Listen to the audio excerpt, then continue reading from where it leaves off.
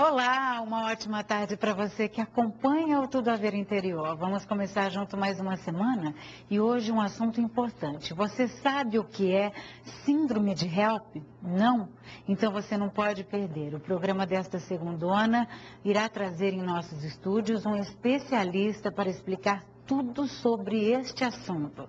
Já no nosso Espaço Verde, a novidade vem lá da Clínica Divina Depil, que vai nos dar uma demonstração.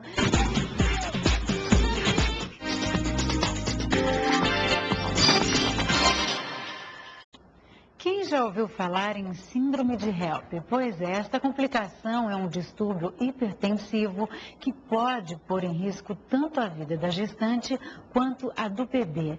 Para entendermos mais sobre essa síndrome, eu recebo aqui no estúdio o Dr. José Carlos Pirassoli, que é médico obstetra da Unesp de Botucatu e especialista em hipertensão e gravidez.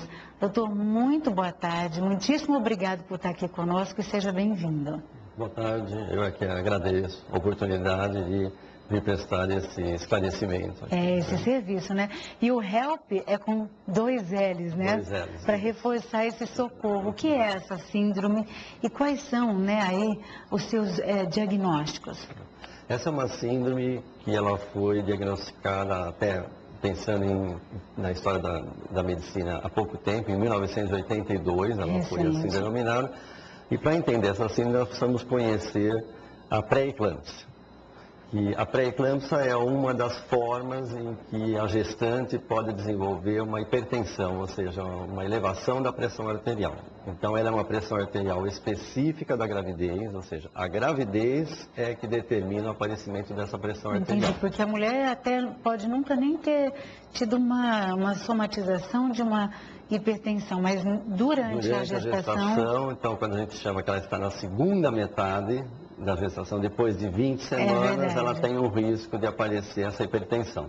Certo. Então, ela começa a desenvolver a elevação da pressão arterial e, juntamente com a elevação da pressão arterial, ela começa a perder proteína pelo rim, pela urina. É porque aí trava, né, o rim. Ela tem uma insuficiência renal, então ela desenvolve o que nós chamamos de uma proteínúria.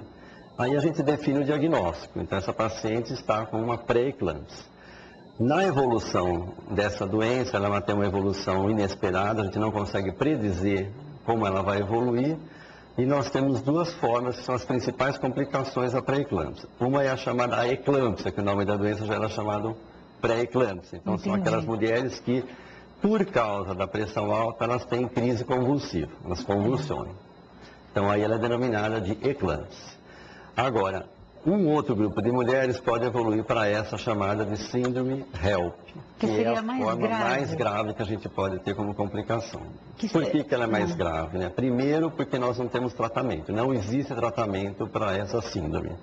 O único tratamento é interromper a gestação. Meu Deus, e dependendo da fase dessa gestação... Isso. Aí depende, ela pode estar numa fase ainda, né, que o neném é muito prematuro ou próximo do nascimento. E para nós aí independe, porque se eu não interromper a gestação, o risco de morte da mãe.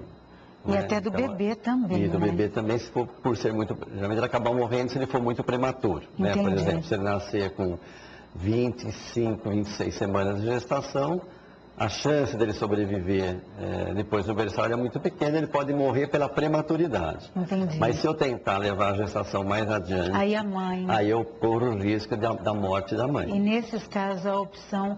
Né, é resolver a gestação. Fechou o diagnóstico, eu já sei que ela tem um quadro de síndrome HELP, eu devo interromper a gestação. Doutor, e como é que fica essa gestante então? Porque se na pré-eclâmpsia os sintomas já são gravíssimos, né, com essa...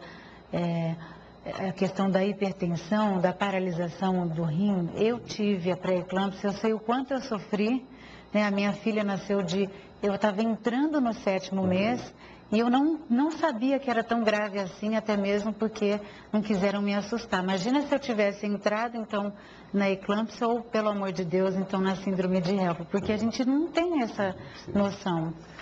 Esse é um grande problema, porque a síndrome HELP, ela não vai dar uma manifestação, um sintoma muito específico dela em si. O diagnóstico inicial é feito pelos exames laboratoriais. Entendi. Então, todo obstetra, quando ele está acompanhando uma gestante, e ele faz o diagnóstico da pré-eclâmpsia, ou seja, ela começa a desenvolver uma hipertensão, associa a perda da urina, ele deve ficar atento. Já é um alerta. De que essa mulher, eventualmente, nesse processo, ela comece a ter alterações laboratoriais, né? Então, alterações sanguíneas e tal, e que vai depois fechar como diagnóstico de síndrome HELLP. Se eu ficar esperando a doença aparecer, o que nós chamamos clinicamente, aí provavelmente já é tardio, porque ela já começa a ter distúrbio de coagulação, então ela já não tem mais coagulação nenhuma, né?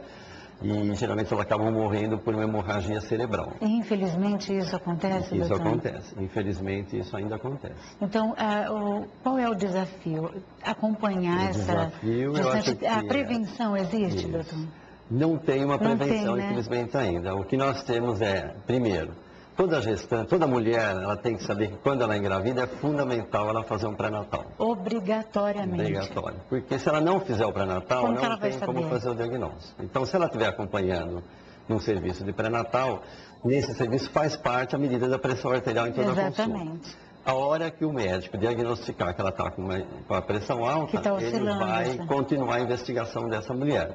Aí ele vai colher os exames apropriados, né, para essa doença. Agora, existem alguns casos que a gestante ela fica nesse período, né, até se ter uma melhora, vamos dizer assim, sob medicação, ela fica internada até no caso. Isso, então o que é curioso é que assim, algumas situações elas fazem a gravidade da pré-eclâmpsia por outros motivos. Por exemplo, a pressão sobe demais, né? Ela chega a aquelas pressões de 20 por 14, que horror, né? Com dor de cabeça, mal-estar, tal. Em outras elas não têm toda essa manifestação, que é perigoso. Mas ao mesmo tempo pode manifestar síndrome HELLP.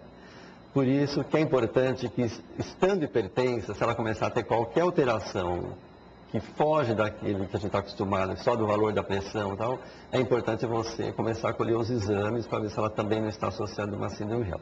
Claro que é mais frequente nos casos mais graves, então naquele caso que a pressão subiu demais, que ela já tem dor de cabeça, né? Elas começam a achar que a vista está ficando esquisita, tem dor no estômago, então são vários sintomas que ela começa a apresentar que tem que chamar a atenção do médico. Agora, doutor, quem já teve uma vez, pode ter novamente? Pode ter novamente. Infelizmente, a gestante que já teve uma vez, ela tem um risco maior do que aquela que não teve de ter uma aparecer novamente. Alguns dados da literatura chegam a nos trazer até 20% dos casos podem repetir.